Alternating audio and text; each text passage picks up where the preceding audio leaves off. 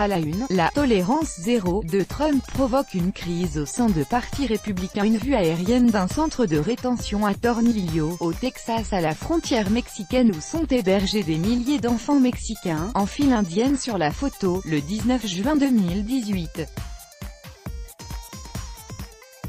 Copyright Reuters, Mike Black. Les quotidiens américains, à l'image du New York Times ou du Washington Post, publient aujourd'hui encore en une des photos des centres de rétention où sont retenus des milliers d'enfants. Et justement ce sont ces images diffusées par les médias américains et internationaux qui ont déclenché une crise au sein du Parti républicain. Comme le précise le New York Times ce matin, certains élus conservateurs qui sont en ballottage défavorable avant la tenue des élections de mi-mandat, tentent de se démarquer de cette politique migratoire très dure de peur de perdre leur siège. Une politique dite de « tolérance zéro » qui risque de perdurer, comme le souligne le quotidien.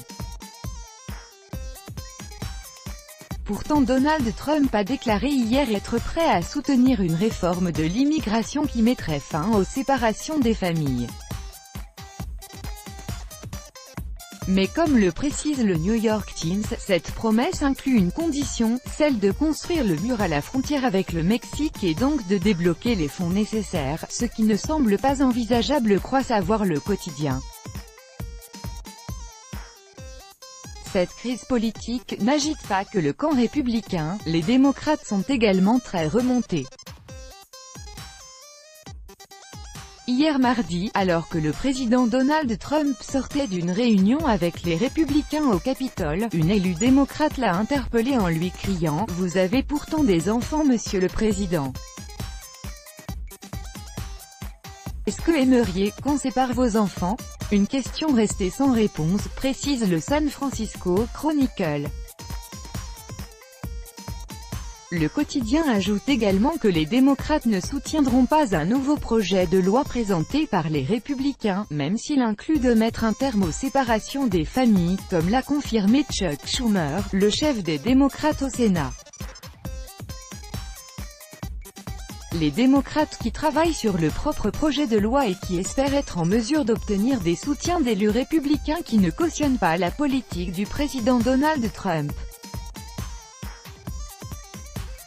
Forte intervention des autorités nicaraguayennes à Masaya. La crise politique et sociale qui agite le pays depuis maintenant 2 mois a pris un nouveau tournant hier, détaille ce matin la prensa.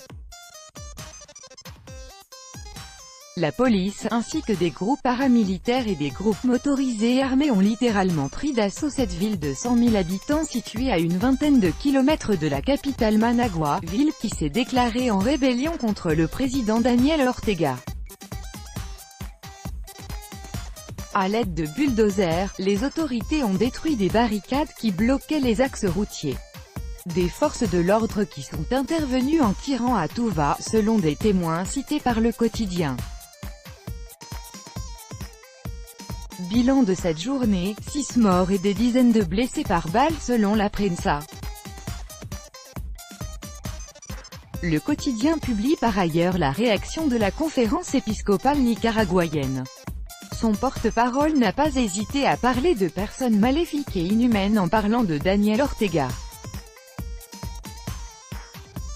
Une conférence épiscopale qui ne se fait d'ailleurs plus d'illusions sur le dialogue national qu'elle a tenté d'instaurer et qui a été suspendue lundi dernier. Au Venezuela, Diosdado Cabello nommé président de l'Assemblée constituante après le départ de Delcy Rodríguez nommée vice-présidente de la République bolivarienne du Venezuela, ce poste était vacant.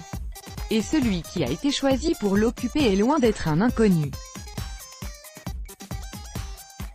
Il s'agit de Diosdado Cabello, numéro 2 non officiel du régime depuis de nombreuses années, précise El Nuevo Herald. Un personnage bien connu des Américains puisqu'il fait partie de ceux qui ont été sanctionnés par l'administration Trump pour corruption et violation des droits de l'homme ainsi que pour avoir pris part à des opérations de trafic de drogue comme l'a rappelé hier le Trésor américain dans un communiqué diffusé après cette nomination.